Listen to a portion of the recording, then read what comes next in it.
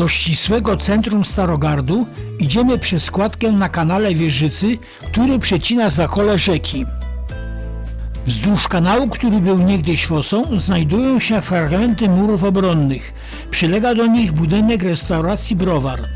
Z 4 baszt obronnych najlepiej zachowała się brama gdańska, której budowę zakończono w 1325 roku. W tej baszcie przy bramie gdańskiej pobierano myto. Obok baszty znajdują się 2 budynki będące siedzibą Muzeum Ziemi Kociewskiej. Muzeum z jego zbiorami pokażę w oddzielnym wideo. W dawnym kasynie mieści się Muzeum II Pułku Szwoleżerów. To muzeum też obejrzymy w oddzielnym wideo. Idziemy ulicą Jana Sobieskiego. Okazałe kamienice pochodzą z przełomu XIX i XX wieku. Ten wolno stojący budynek, zbudowany w latach 1885-88, należał do Starogardzkiej Loży Masońskiej, która w roku 1907 liczyła 63 członków różnych zawodów.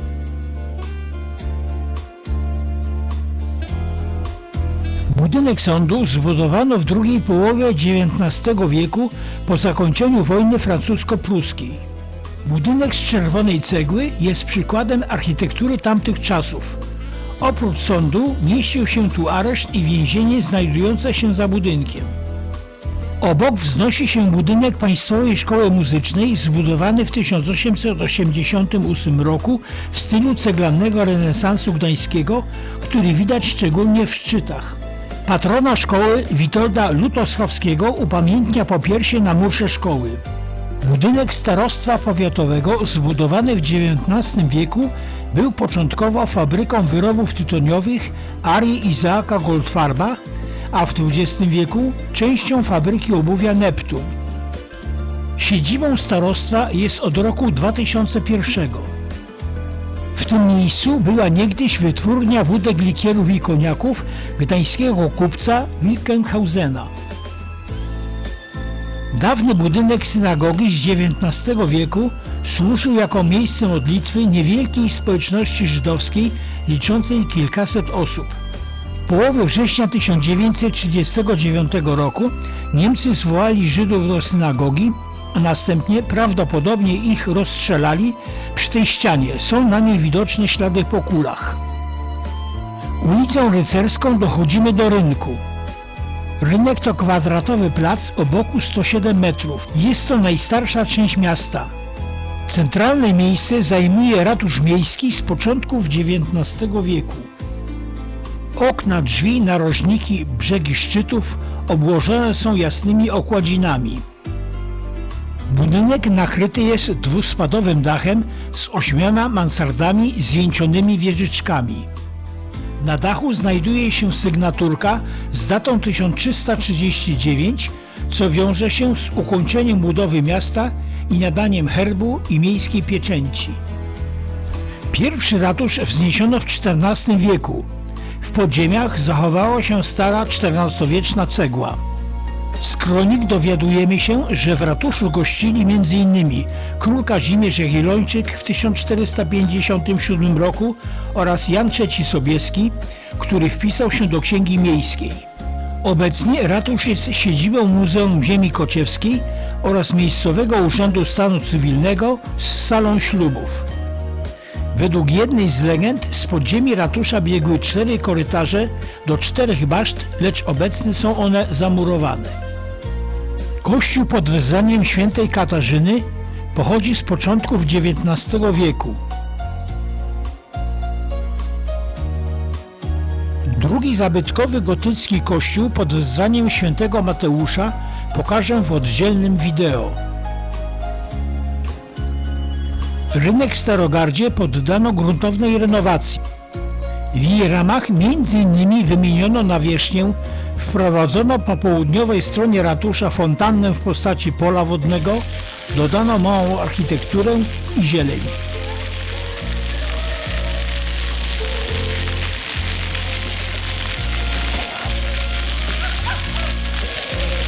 Dzisiejszy wygląd ratusz zawdzięcza przebudowie w 1893 roku, kiedy to nadano mu styl neorenesansowy. Jak już wspominałem, zabudowę rynku stanowią XIX i XX-wieczne kamienice wzniesione na wcześniejszych fundamentach z odnowionymi fasadami.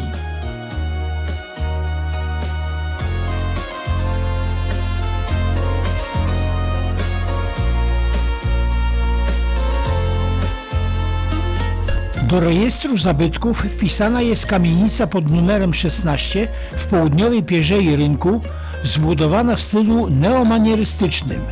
Jest jedną z najszerszych kamienic.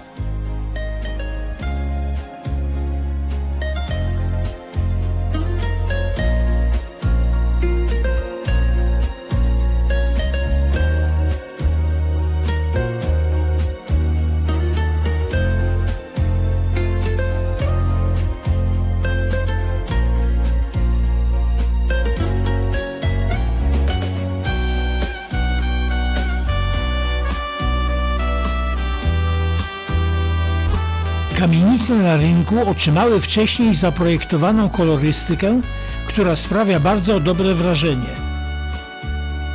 Tę narożną kamienicę pod numerem 18 zdobi piękny szczyt i wykusz z wieżyczką.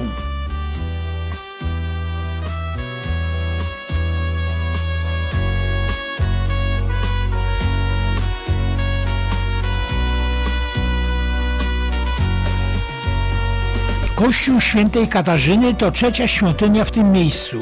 Pierwszą używali luteranie. Obecny kościół zbudowano w 1802 roku, a wieżę w 1873 roku. Od 1945 roku należy do katolików.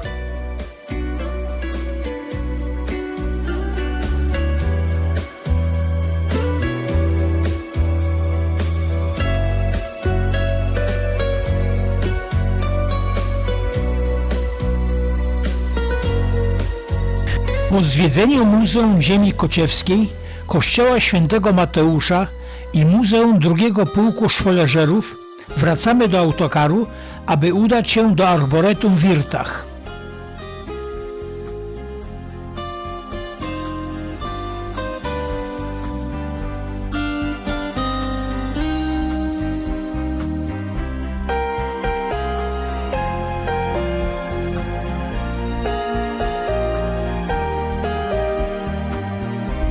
W oddali widać zabytkowe ruiny młynów, których początki sięgają czasów krzyżackich. Obok młynów ich właściciel Franciszek Wiechert wybudował dwuskrzydłowy pałac. Piętrowy, neorenesansowy w 1883 roku i rok wcześniej parterowy z czerwonej cegły. Pałac zdobią rzeźby 5 kobiet. Po wojnie był w nim żłobek, przedszkole i mieszkania pracowników. Obecnie jest własnością prywatną. Jedziemy teraz do Arboretum w Wirtach, mijając Basztę Trzczewską, inaczej Młyńską. Młyny, które po sprywatyzowaniu zaczęły podupadać, strawiły wielkie pożary w 2013 i w 2016 roku. Obecny właściciel, Mariusz Szwarc, planuje utworzyć z nich kompleks mieszkalno-usługowy.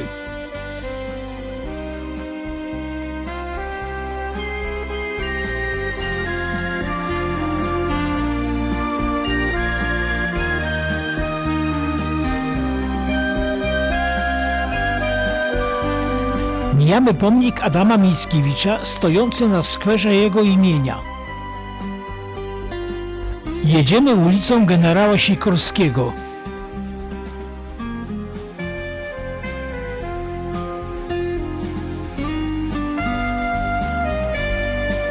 Żółty budynek to ognisko pracy pozaszkolnej. Jest to szkoła artystyczna.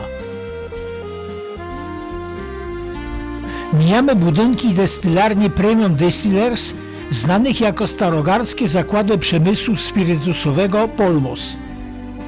Produkowane są tu m.in. wódki Sobieski Biała Dama oraz likiery Krupnik, Słony Karmel, Adwokat.